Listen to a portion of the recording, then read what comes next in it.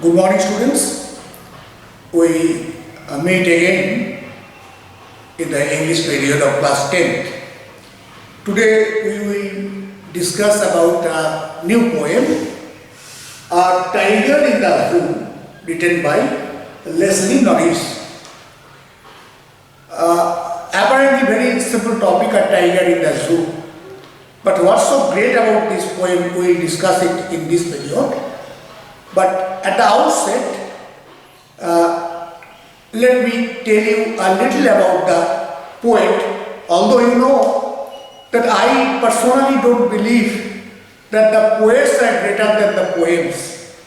Poets' life, I don't think are so much relevant in understanding, discussing and enjoying the poem. But anyway, in a nutshell, let us talk a little about the poet. Please look at the slide. The full name was George Leslie Norris. He was born on 21st May 1921, but he used to write under the name Leslie Norris. He was an award-winning Welsh both poet and short story writer, and he is considered to be one of the most important writers in the Welsh literature, particularly in the post-World War II era. Leslie Norris spent his life teaching in various universities in Britain and USA. This poem, A Tiger in the Zoo, is one of his earliest compositions written at the age of only 17 in 1938. The much awarded poet and short story writer, he died on 6th April in 2006. So, as I was saying, that the poet's life at a stage you are studying English poetry or any kind of literature, it's not so important. What is important is to know why a certain poem or a certain kind of poetry. What is poem? Essentially, it's a particular way, special way of arranging some words, a snatch of language which is peculiarly arranged. Now, what happens that a certain poem, it survives over the centuries, over the years, and not only that, it transcends the barrier of, not only it transcends the barrier of generations to come, but also sometimes it transcends the barrier of the language, nation, race, religion, all the things that divide the human beings. Sometimes a great poem unifies everyone over the centuries. And what happens is that sometimes we don't know. We know the poem is great because it has survived, it has transcended all the boundaries, but we don't know about the poet's, even sometimes poet's name. We know very little about the poet's life of, say, Chaucer or William Shakespeare, but the poet has survived. So to be a great poet, we need not learn too much, we need not know too much about the poet's life. A poet's life, how he has or she has lived during his or her lifetime, cannot influence the readers who will come after his or her death. On the other hand, a poem which is truly great will make us understand even centuries later that the poet who had written this piece of poem, this peculiar arrangement of language came from such a mind which maybe I don't know his or her name, but must have been a great person. So, to be great, to transcend the boundaries of generation, race, etc., religion, a poem to attain the greatness, it must be both great in its body and its soul, in its structure and its meaning. It must be so beautifully structured that everybody enjoys it, and it must have a message that is universal, that is eternal, that appeals to persons of any religion, any country, any nation. A beautiful message given in a very healthy body. If I use the body, but I am using it more, we'll go through the structure of the poem also. So this poem we will deduct a little. Maybe we use the word dissect. Perhaps we will dissect this poem a little to see whether it is as great as we think it to be. Let's look at the poem as a whole first.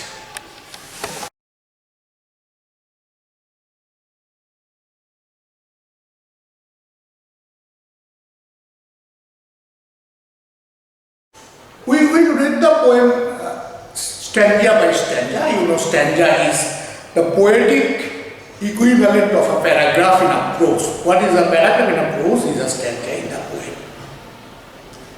But a tiger in the zoo. This line is the heading. Does it create any image in your mind? If it does, if it doesn't, I am giving you a picture of a tiger in the zoo. Please look at it.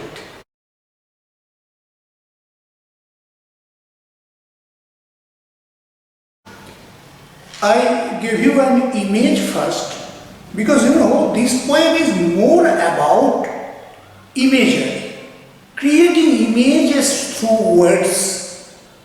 So this must have a visual appeal also to your mind while you are reading this poem.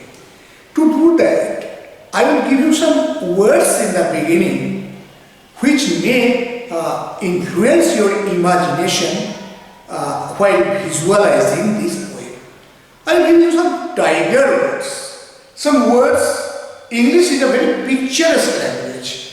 The words often build a picture of a particular animal, particular aspect of life.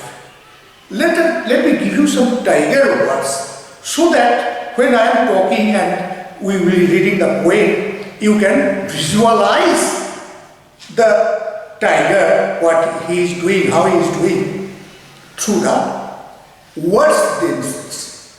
Let's give you some tiger words. The words that are directly related to a tiger's movement, his way of growling. First, let us take these words. Stalk, L silent. Stalk is when a tiger or any predator animal, but especially for the tiger and the lion.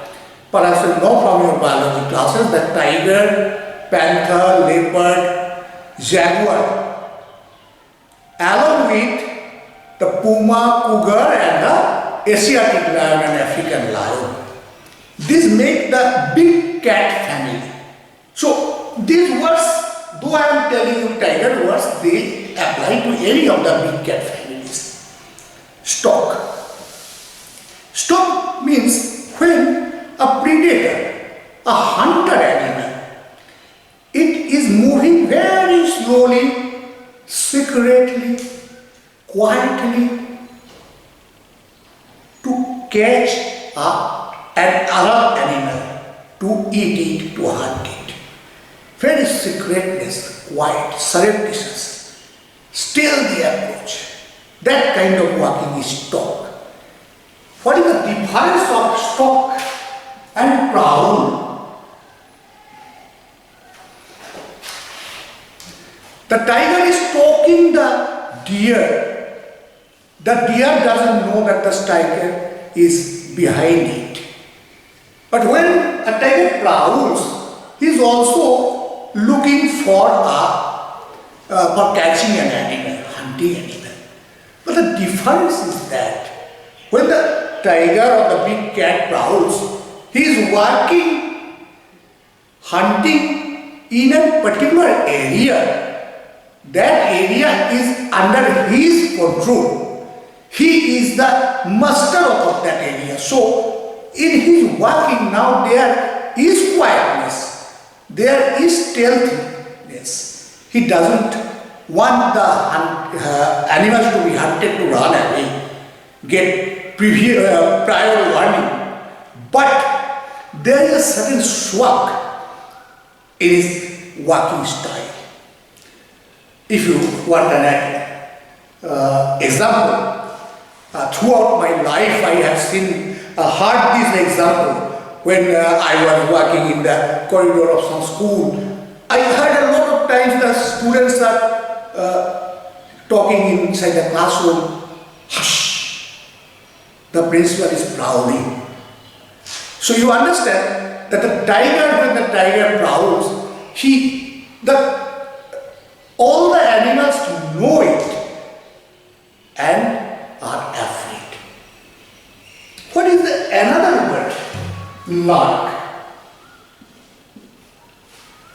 Here, the big cat, especially the tiger has this habit. It waits in secret. It is not moving around. It waits at a place secretly, so that when an animal unknowingly comes that way, he can attack it all of a sudden.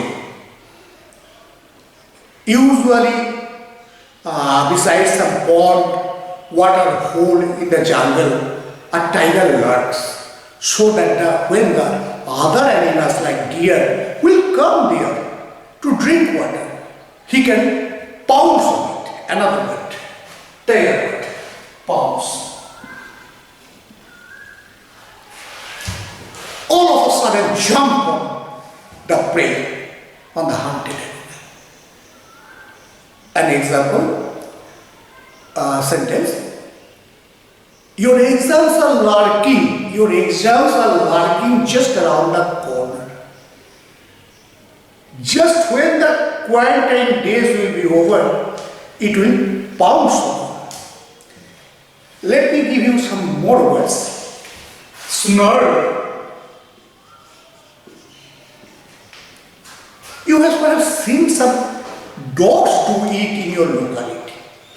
So, snarl is when a predator animal, it bares its teeth and makes an angry sound. The teeth must be shown. They are showing the teeth to warn that I am angry. That kind of sound made by the big cats, even some dogs, is called snarling. Another word you know, growl. Growl is, again, the animal is showing its anger, but not necessarily bearing all the teeth. And the sound is more within the throat. It's not an open mouth sound. That is growling. And of course, there is the ultimate sound, roar. Open throated. Open mouth. Let it out in the full mouth. That is roaring. Now, some of the tiger words you keep in your mind, and let's write the meaning down in your copies before we go further. Please look. Stalk. To stalk means to move slowly and quietly towards an animal in order to catch or kill it. Prowl is slightly different, I have already explained. To move around an area quietly so that your presence is only felt but not seen or heard. Lurk is when an animal remains hidden so as to wait in ambush, waiting to hunt for someone or somebody. Pounce, to attack somebody or something by suddenly jumping on him, her, or it. Now, these are only a few more tiger words like snarl, When an animal makes an angry sound with bared teeth, all the teeth is bared. Growl is such an animal that makes a low noise in the throat to show anger or to give a warning. Roar is when such an animal makes a loud, deep, full-throated sound. Now, I ask you that you make your own sentences with these words and also collect some more such related words on your own. It's an exercise. These words are visual words that will help you to visualize what the message given by the poet. But the poet in this poem also uses another way of talking to make the message to be given distinct, more clear, more transparent. It's a poetic device that takes a very good handling to be successful. We call it contrast.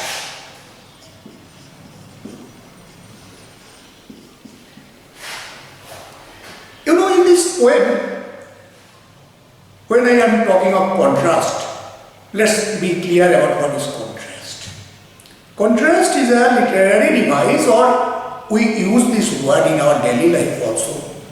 Contrast is juxtaposing two opposite ideas, things, persons, exactly opposite, so that the difference between them are more clearly understood.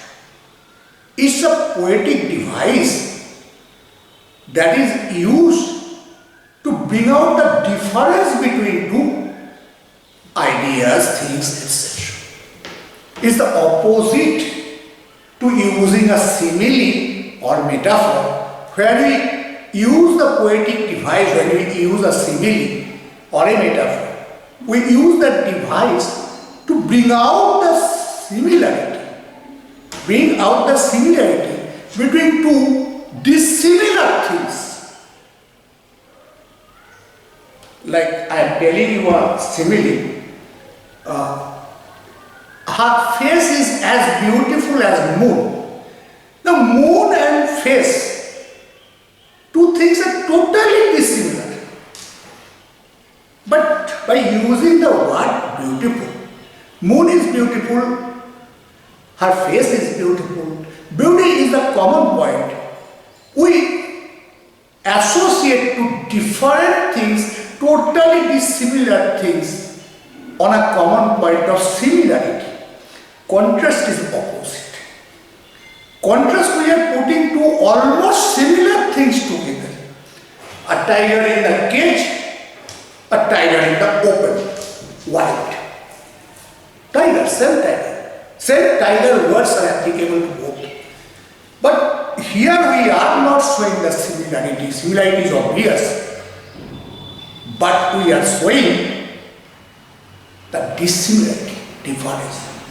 Contrast is used to bring out the difference between two ideas, things, etc. And this poetic device has been used by Leslie Norris here. You see, there is one particular aspect of contrast. Contrast can be used in many ways. It can be visual, verbal, it can be of idea also. Here, I make a little difference with another poetic device that you better know at this point. Antithesis. Let me give an example, a very famous example.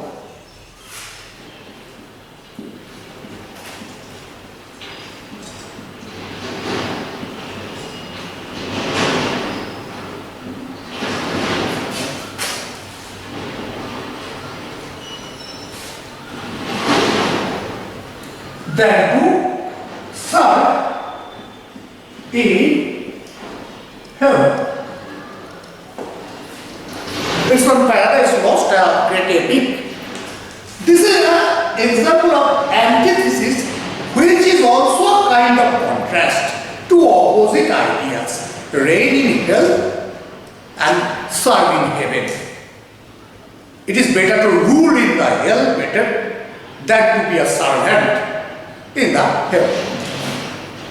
Two opposite ideas juxtaposed to bring out the difference between them. But to be a pure contrast, there is a little difference. Here you know to which idea the poet is biased to. The poet has a bias leaning and he is expressing it in the way he is praising the idea. He is telling that it is better to reign in hell. But in a pure contrast, as you will see in this poem, the poet does not take side, at least not directly. He puts both the options before you and lets you free choice. You will choose it whether a tiger is better in the cage or in the open. When he is showing the tiger in the wild, he also showing the tiger is terrorizing the villagers. The villagers are, human beings are afraid of the tiger. So the poet is not taking side that what is the better option. But he is putting them visually before you, and that is pure contrast. In antithesis, poet takes a side. If you understood this much, let us go through a slide to state this in a formal way. Please look at it first.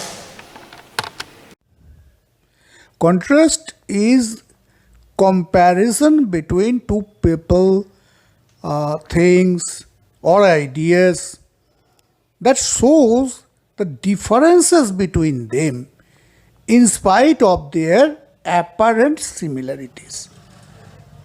This is almost opposite to the simile or metaphor, which actually brings out the similarity between two totally different kinds of things or ideas. Antithesis is a kind of contrast. It is also a contrast, but in an antithesis, two opposites are introduced together. The difference of an antithesis from a pure contrast is while the antithesis is phrased, worded in a biased manner, it's not totally impartial. The pure contrast puts the opposites more impartially and lets you to take the decision which is better and which is worse.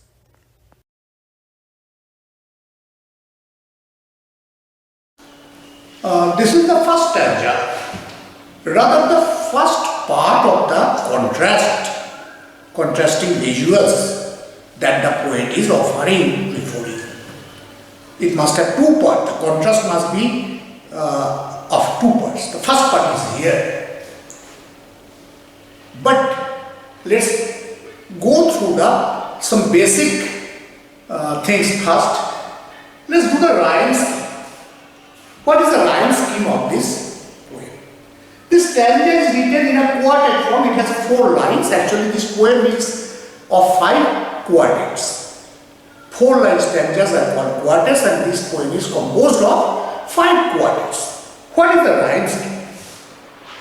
If you don't know how to find the rhyme scheme of a poem, regular verse, you better go and learn it from the video I made on Introduction to Poetry. It is more elaborately discussed over there. I am not putting much time. I am doing this one for you, but it must be in your habit to do it by yourself. He talks in his heavy strides. I's, the first sound, I's. We denote it by the small letter A. The few steps of his cage, edge. It is a second new sound. So we assign the letter B to this sound.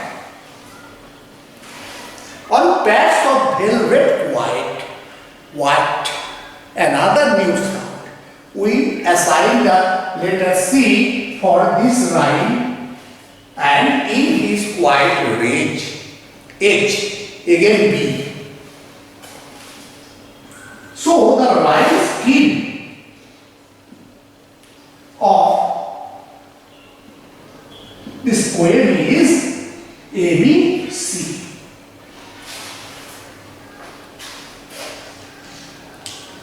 There are also uses of some small literary devices, like here you see the quiet raise. Raise is an abstract idea, an abstract noun, and the quiet is an adjective that is used for a living thing, whether it is quiet or it is making sound by itself. How can the raise be quiet by itself? This we call personification.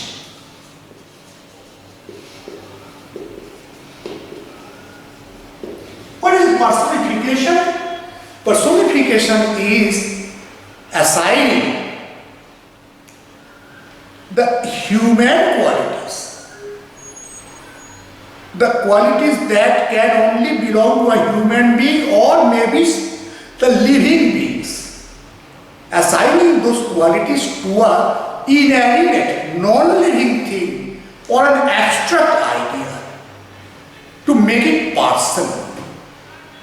It is a kind of metaphor also. Call it anthro. Anthro means human, morphic. Morphic means changing, metaphor. That means personification. It is another name for personification. Such a metaphor that changes, morphs a non-living thing into a human being, at least a living thing. This is an example of why is an example of this anthropomorphic metaphor or personifications. There are other, the repetition of quiet, this word quiet. Such things are there, minor things. Let's give you it in a slide itself and then go into the poet's message. Personification is also called anthropomorphic metaphor. Anthro means human being and morph is to change. The attribution of a personal nature or human characteristics to something non-human or an abstract quality, like in common language we often call, the flowers are smiling. In Hindi, we often use the word dharti mai. In this poem, we have got examples like quiet rays, last voice of the patrolling cars, etc. You find some on your own also. So far from the literary devices, actually that are the part of the poem, not the beauty of the poem itself. We want to have go into the soul of the poem, not define it by the body only. Some persons also find this velvet quiet is a kind of metaphor. Well, I have no antagonism with them in that sense. But I believe in the more in the kind of total visuals that the poem is creating, not at the individual particular devices so much. He talks in his vivid strides, the few steps of his age on paths of velvet quiet as velvet. You know there is very soft pads under the cat family animals. It is quite raised. The raise is quiet. He cannot express the raise by growling, snarling, no. He has learned his lesson that within that cage, however much he roars, nobody will be afraid. However much he snores, the persons outside the cage will only laugh at it. There is no point in growling. So he learned to be quiet, not to make himself more ridiculous, more the object of the ridicule of the persons outside the cage, by showing his temper, rage, and but he goes on talking. You remember the stalking is surreptitiously going to to catch a prey. Who he is stalking here? Only 6 steps are there, so there is not much area to hide. And how can he hide? Because he is open before the eyes of all the spectators that have paid some money and came to the tree. But it's in his habit, in his genes, in his nature, stalking. So what he is doing, what he can do, nothing else. But he goes on stalking as if to find the one who is responsible for such a plight of hate. This is one part of the contrast. Next 2 stanzas we will read together as the other part of the contrast. What a tiger is like in the wild. Please look at the poem first.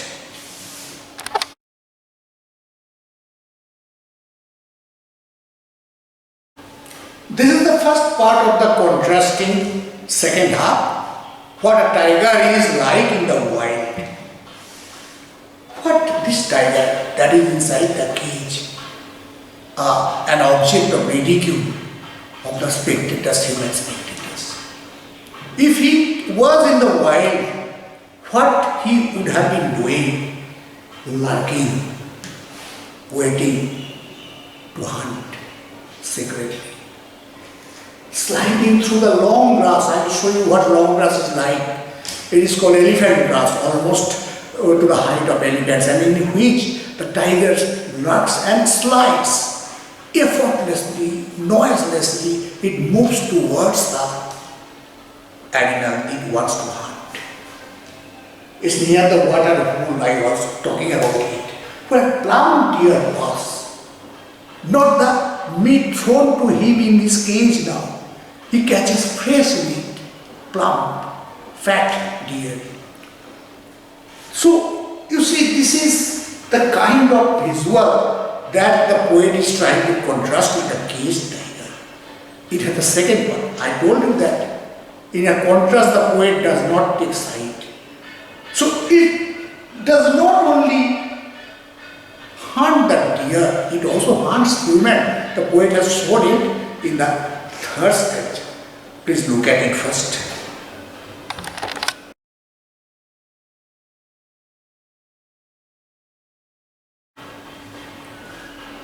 Now this tiger, same tiger, is terrorizing a whole village of people, making them afraid. At night, he is prowling inside the village, and all the human beings has tightened their doors, windows, and still are afraid. And such a situation that the tiger is terrorizing the people, the poet has also shown it. So that you cannot say that he is partial to a tiger or not. Although he is always using, you see, the pronoun he, third person personal pronoun, this pronoun itself belongs to a person. He never calls it a neuter gender pronoun by it. So he is trying to show the tiger almost like a person where he is partial. But he does not want you to partially judge. So he is giving you the picture, snarling around houses, out of enmity. He thinks that the human beings are his enemies, foe. Just in the villages, which are just at the edge of the jungle at night, he leaves the jungle and comes in search of prey in the human villages. Bearing his white fangs, you know, that's snarling, it opens the mouth and shows. Fangs is actually the poison teeth of the snake, but here fang means that there is some kind of hatred in the mind of the tiger. It is poisoned by the hatred. Actually, it is showing the not fangs but canines. But the hatred, it has hatred in his mind. That's why the poet is using the word fangs. His claws. terrorizing the village. Now, have you ever seen what a tiger really is like in the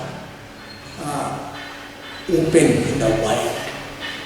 Let me give you a brief clip. It is taken from actual life.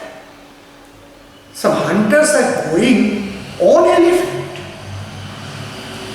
only a single tiger.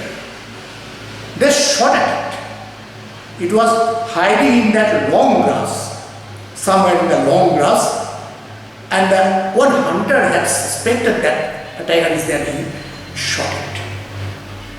Look at, in a split second, what the tiger did, and then you will understand what a tiger is like in the open that can terrorize our village. Look at it.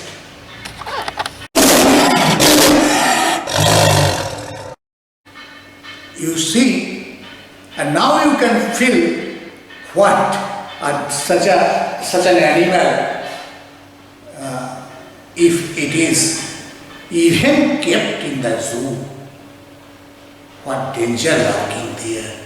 Now the two parts of the contrast that we are talking about has been presented to you.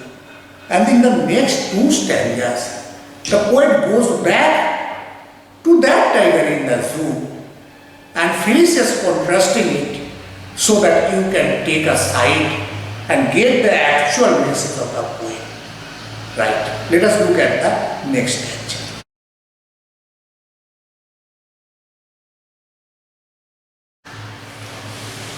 So now we have seen what a tiger can do in the open field. But that wild tiger is now tamed. It has been put into a concrete cell. The word cell itself reminds you of a dangerous criminal who has been made prisoner by the law. He can no longer harm the human society. Is the tiger really a murderer? Has anybody really put him to the court of law? Any judgment passed, any lawyer supported or put reasons against him? No, but he is like a prisoner, so we are safe. The dangerous tiger has been put behind the bars. He can only stalk. He is still stalking. But he can do it only to the length of the cage.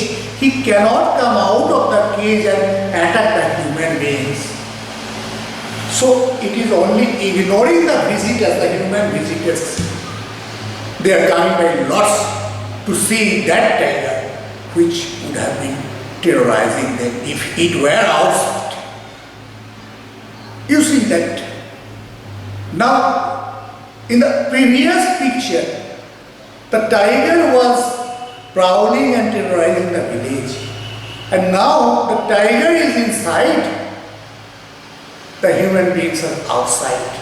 The contrasting picture. Even in the cage, that concrete bars does not take away from the nature of the tiger. But now we can make fun of it because it can directly do no harm. I will show you another very funny clip, in fact.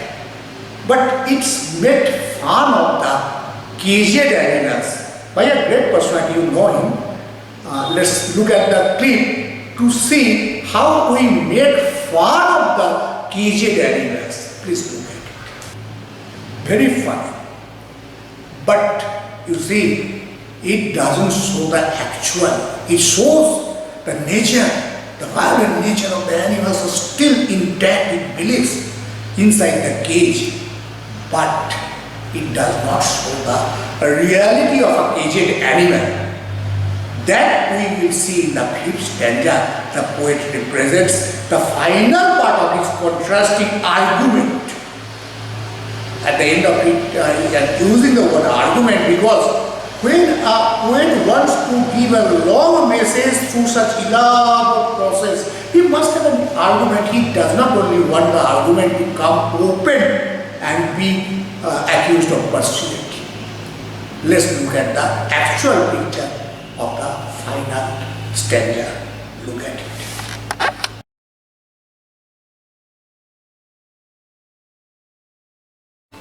Now it's night.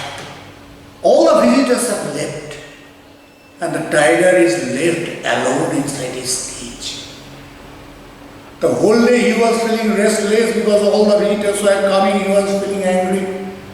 And to stifle the anger, he was going around stopping the small space within the cage. But at night, now the only sound comes from curs which are going around far away, patrolling curs. Here is the contrast also. At night the villagers, you understand, they are listening to the snarl of the prowling tiger, and now the tiger is inside and he is listening to the sound of the curs from far away. There is also a contrast here. What the tiger is doing now? Now the tiger is quietly, helplessly, hopelessly looking at the stars in the sky. The stars are brilliant, very bright. Actually, this word brilliant was even a few decades ago was used in English to symbolize the diamond. Brilliant time was the name of the diamond, another word for diamond, in a little older English. So, tiger's eyes were burning like diamond, and they are looking at the stars far, very far in the sky. Here is also a contrast. You understand the contrast is that the stars are natural. Tiger is also a part of the nature. What separates them is the human being who is putting the nature inside the bird. The tiger is not a criminal. Tiger is not a murderer. And so, if we put him into the cell, it does not do it any justice, does not do the society any justice. Actually, we are putting nature, we are trying to condemn nature. And this part of the humanity is, of course, not very appreciable. But nature and taming the nature. We are taming a wild animal, we are trying to change the natural course of life. That is the message given by this nature. By stars are looking at his eyes, that there is a difference between the nature created by the God Almighty and the nature that is trying to be subdued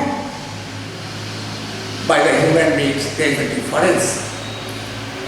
I will show you another video from the circus tiger, what he is doing, or he is made to do against his nature. Please look at the video.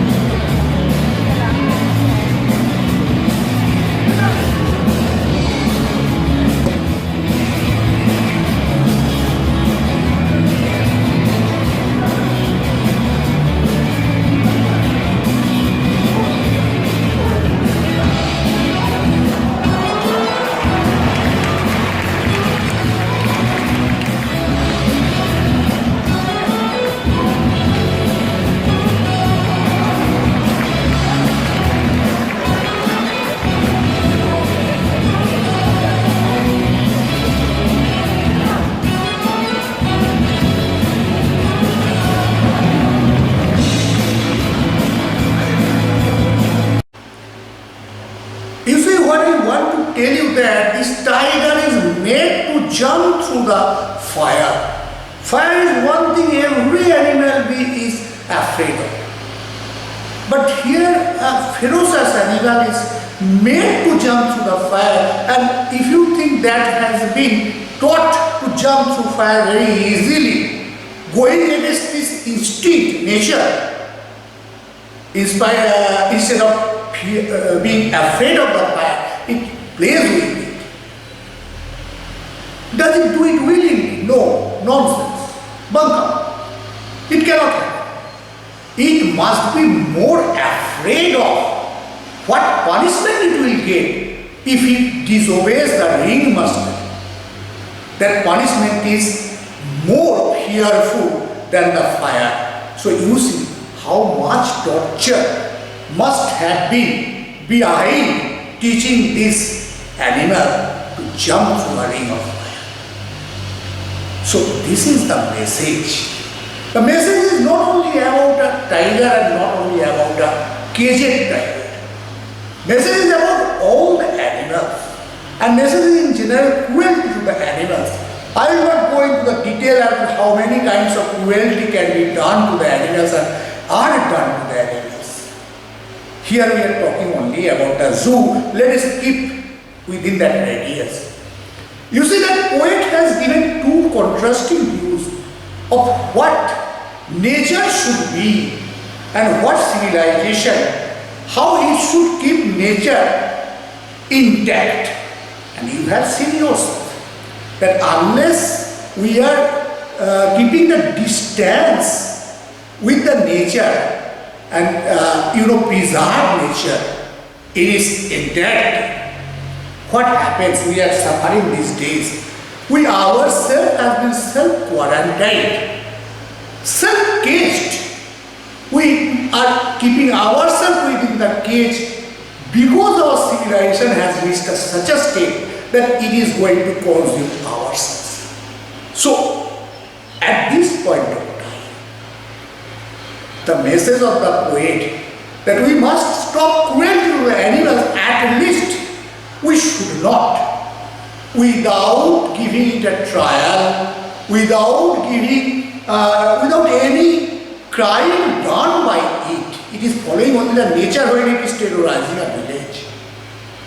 We should not put the wild animals in chains, in cages. That is like putting nature in a cage.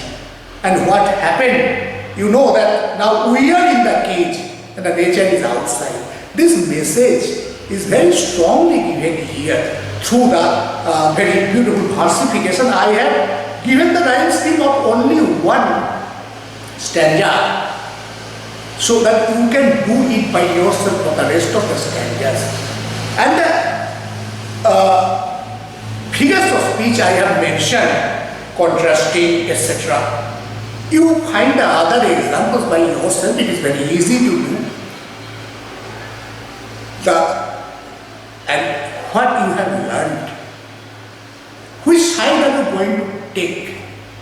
Will you be against the Jew system, keeping animals for fun, condemning to them to the jail life without any crime, just for the fun of yourself? Or maybe you will take a stance to abolish all Jew in human society, particularly after this quarantine period we are forced to spend in the last few days.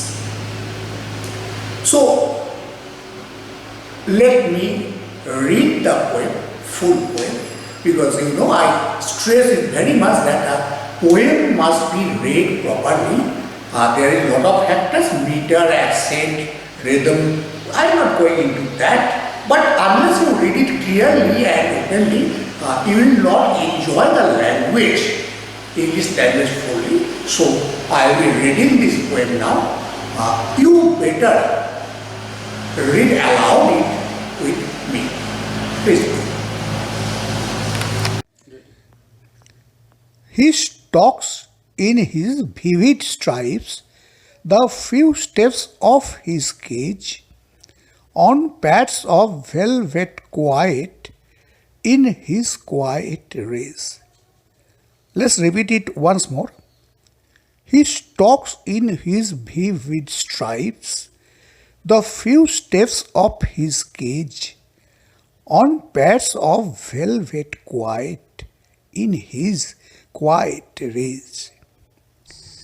He should be lurking in shadow, sliding through long grass near the water hole where plum deer pass. Let's say once more. He should be lurking in shadow, sliding through long grass near the water hole where plum deer pass. He should be snarling around houses at the jungle's edge, bearing his white fangs, his claws, terrorizing the village.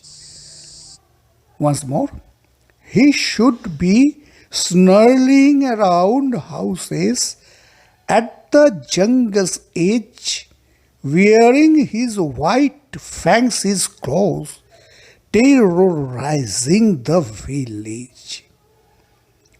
But he's locked in a concrete cell, his strength behind bars, stalking the length of his cage, ignoring visitors. Repeat. But he's locked in a concrete cell, his strength behind bars, stalking the length of his cage, ignoring visitors. He hears the last voice at night, the patrolling curse, and stares with his brilliant eyes at the brilliant stars. Once more. He hears the last voice at night, the patrolling curse, and stares with his brilliant eyes at the brilliant stars, and stares with his brilliant eyes at the brilliant stars.